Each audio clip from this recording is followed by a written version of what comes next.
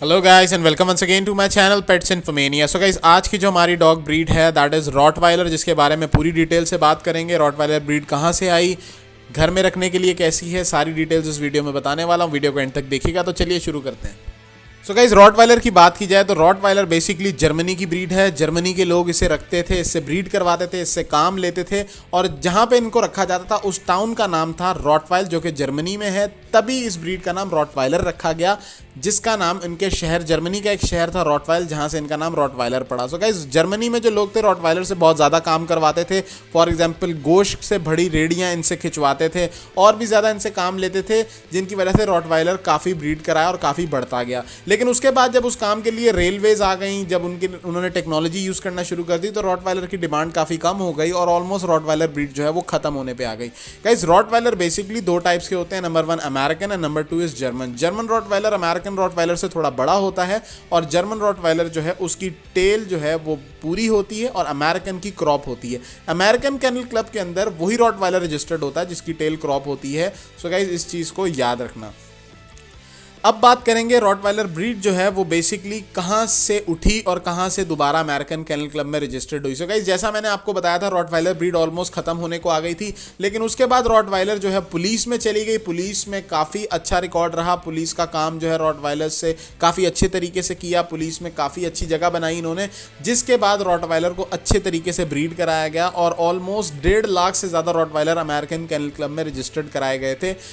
वहाँ से ही ये ब्रीड जो है आगे बढ़ी और अब तक जो है वो ईजिली अवेलेबल है, क्योंकि पुलिस में जाने के बाद रॉटवाइलर ने अपनी काफ़ी अच्छी जगह बनाई वहाँ पे, जिसके बाद इसको ठीक ठाक ब्रीड कराया गया और अमेरिकन केनल क्लब में रजिस्टर्ड कराया गया। सो गाइस, रॉटवाइलर जो है बेसिकली काफ़ी कंट्रीज़ में बैन है, क्योंकि ये काफ़ी ज़्यादा एग्रेसिव होते हैं, सिंगल ओनर डॉग होते हैं। लेकिन इनका एग्रेशन टोटली हम पे डिपेंड करता है कि हम इनको कैसा ट्रीट करते हैं। हम इनको प्रॉपर तरीके से सोशलाइज करेंगे तो रॉटवाइलर को कोई प्रॉब्लम नहीं होगी। सो अगर आप अपने घर में रॉटवाइलर लेके आना चाहते हो तो शुरू से ही उनको अपने घर में रखो, सोशलाइज करा के, ताकि आपके बच्चे, बड़े बूढ़े, सबको वो पहचाने और किसी पे अटैक ना करें। सो गाइस, एग्रेसिव ये होते हैं और बहुत अच्छे गार्ड डॉग्स होते हैं, बहुत अच्छी गार्डिंग करते हैं, नो डाउट। सो गाइस, जब भी आपने रॉटवाइलर रखना है गार्डिंग पर्पस के लिए तो उसको प्रॉपर्ली ट्रेन करें, ताकि आपका रॉटवाइलर आपकी फैमिली को पहचाने और स्ट्रेंजर्स पे ही अटैक करे, ना कि आपकी फैमिली पे।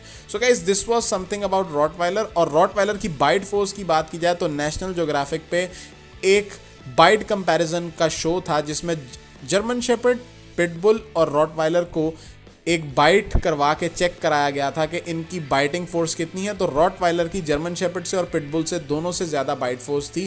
सो गाइस, इस चीज़ का याद ज़रूर ख्याल रखना कि रॉटवाइलर की बाइट बहुत ज़्यादा ताकतवर होती है। अगर किसी को काट ले तो उसको छुड़वाना बहुत ज़्यादा मुश्किल होता है। पिटबुल और जर्मन शेपर्ड से इनकी बाइट फोर्स बहुत ज़्यादा है। So guys, this was something about Rottweiler. और रॉटवाइलर का कलर बता दूँ, ये सिर्फ एक ही कलर में आता है, that is black and tan. इसके अलावा रॉटवाइलर किसी कलर में नहीं आता।